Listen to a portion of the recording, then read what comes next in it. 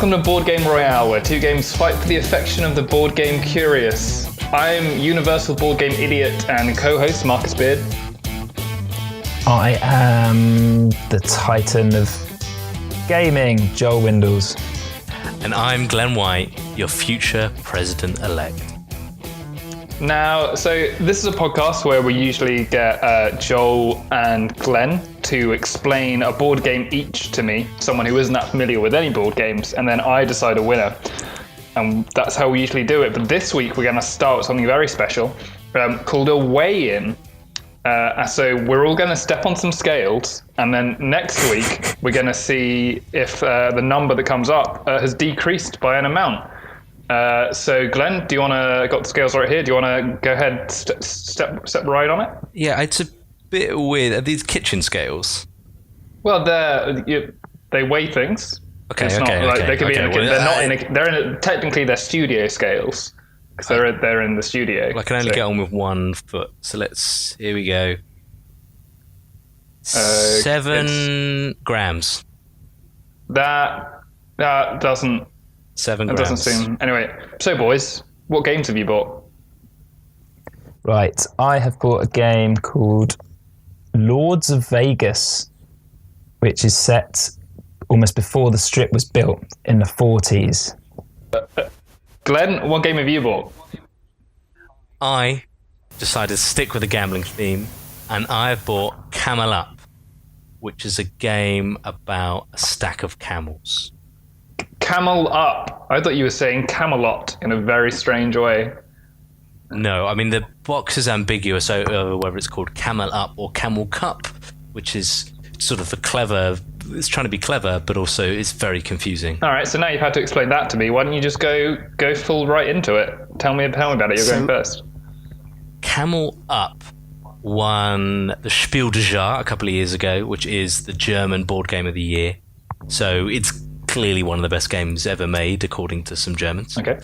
And the game is a gambling game. You know, like you bet on horses. You ever bet on a horse before, Marcus? Not a physical one. Okay. Well, imagine you were betting on a horse. Okay. But instead, you're betting on a camel. Mm-hmm. And what you do is you have this pyramid, this cardboard pyramid that you've made, and you shake it, and out of it pops a little coloured dice. And the coloured dice represents a camel, and that's how many spaces the camel moves. So it could be 1 to 3. Very simple, right? Mm-hmm. Or, instead of doing that, you can bet on a camel. And whoever bets on a camel first gets a better odds, basically. You're going to get more money. Okay. That camel is ahead at the end of the leg. And then you roll another dice. Now, the thing is, if I rolled a 2 for the red camel, and he moved 2, and then I rolled a 2 for the blue camel from the starting line, he stacks on top of the other one. He camels up. He's cameled up all over him. He's cameled up. He's cameled up right on top of him. These camels just on top of each other. Camelot. Yeah. This seems horrific.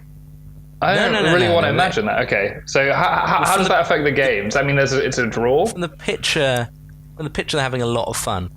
They're having a lot of fun. I've looked into it, and actually they do this in the wild in real life, but that's another story. So it does affect the game. So you're all betting on this leg. Once all the dice are out, all the camels have moved, that's the end of the leg. Ta-da! And you pound out some money, it's really good. But you're all trying to get to the end of the game, the end of the race, which is where the real points are going to come in. But now the camels are stacked. So if you rolled the blue dice and it's on the bottom, it moves all the camels that are on top of it. Or if it was in the middle of a stack, it moves everything on top of it and not below it. And the fun thing about the game is you're trying to play the odds right, so everyone knows that, okay, well, the blue's on top of this big old stack. If the dice come out in the right order, that's going to go so far ahead, but then they might not. And you can lay traps. You can lay a little trap that makes camels move backwards or forwards when they land on it, which can reverse the whole order of a pyramid as a camel jumps off the back of a pile of 3 and then has to be thrown backwards underneath the pile, like this sort of crazy monster moving of camels. And so it's just a game about gambling. And as the race is coming to an end, you can all bet on who you think is going to come dead first and who's going to come dead last. And these are kind of cards that you play. You can bet from the very beginning on who's going to win the whole race. So if they're all neck and neck right at the start, if you were just feeling lucky, you could say, no, I'm all in on red, if you wanted to.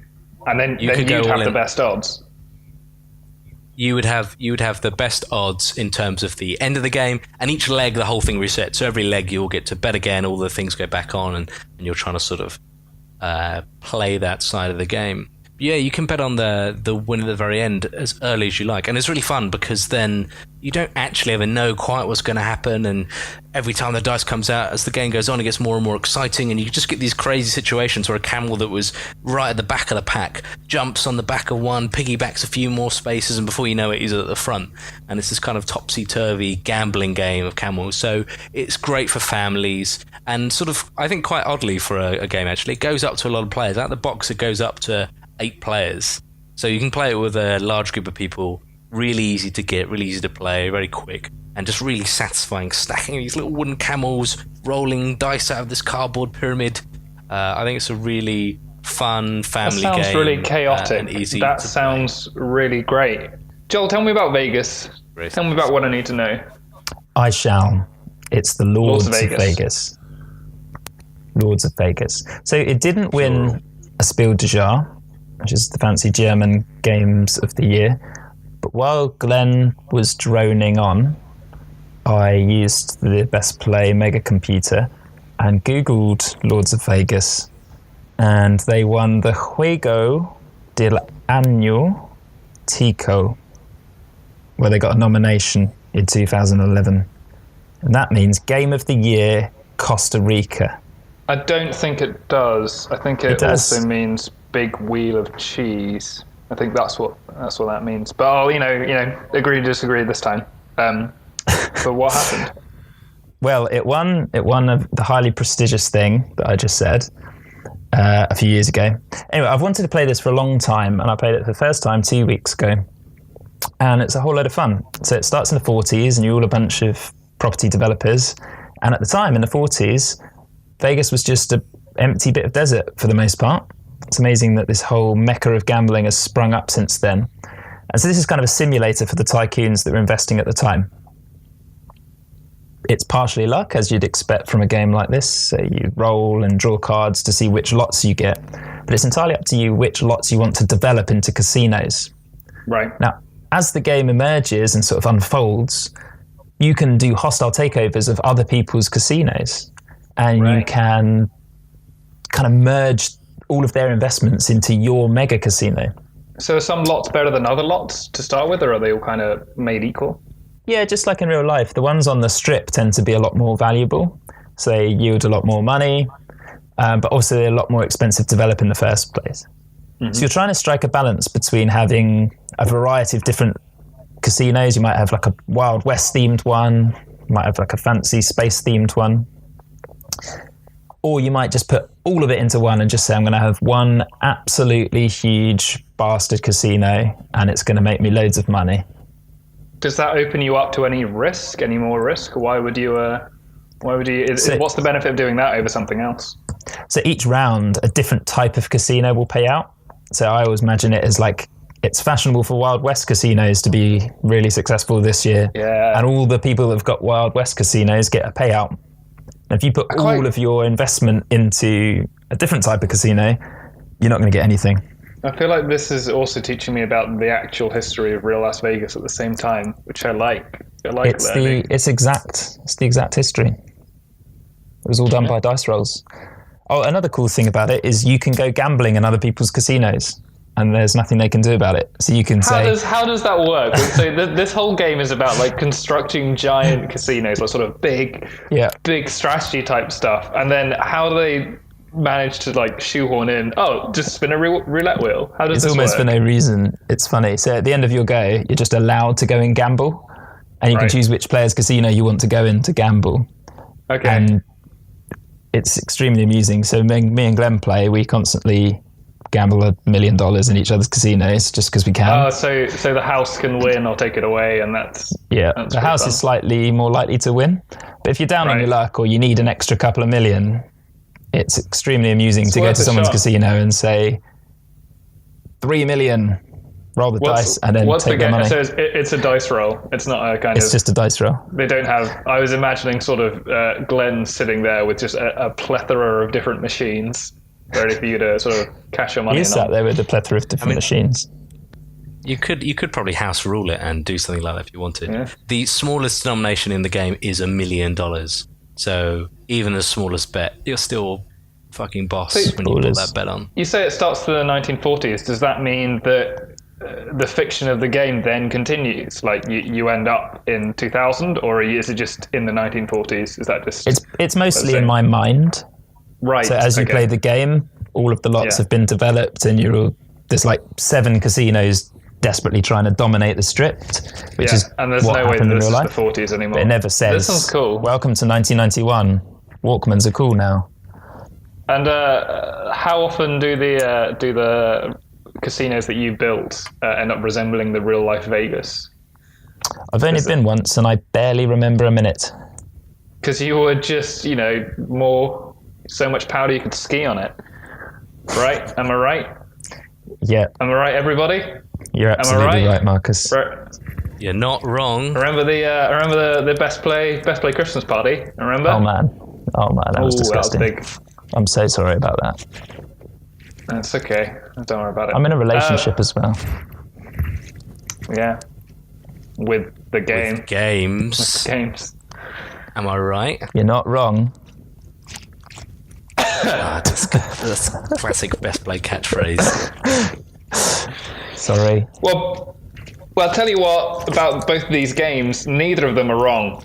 They both sound quite. Marcus, can I just interrupt you for a second? Because I just got a thing popped up on my phone from BuzzFeed, and it says Camel Up is now the winner of the 2011 Costa Rican Game of the Year because Lords of Vegas has been disbarred for doping. It was part of the Russian doping. But also, Marcus, remember what we talked about. So now I've got both these two things to consider, and also the merits of the actual game. And I like betting. I like constructing things.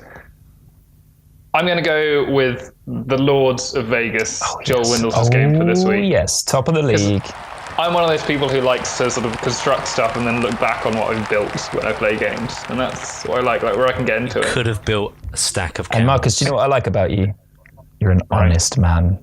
Right, well, thanks for listening to Board Game Royale. We'll be here every week with 2 new games, explained, discussed, and one crowned champion in 30 minutes. Next week will also be the next installment of our weigh-in. So remember to follow us on Twitter to see how we're getting on with workouts. I'm at Marcus Beard on Twitter. Glenn is... At Glenn W. And Joel is... At Linkier. You can follow us on Twitter, see how we're doing. If you're enjoying the show, and if you think other people would enjoy the show, best thing you can do for us to help us grow and kind of get better at this and kind of figure out how to do it better is to share it with people. You can send a link to them, send a link to our SoundCloud, or just to the iTunes link. Also, it'd be really good to review us on iTunes and give us whatever review you want, whatever you think it's worth.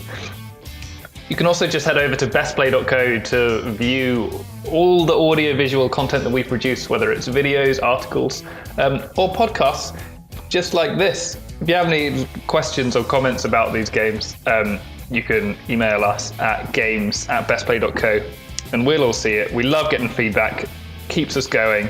And also, if you want to get Lords of Vegas or Camel Up, we'll have links in the description to show you where you can get them.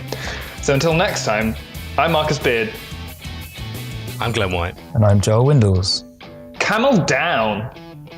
You're not wrong. You're not wrong.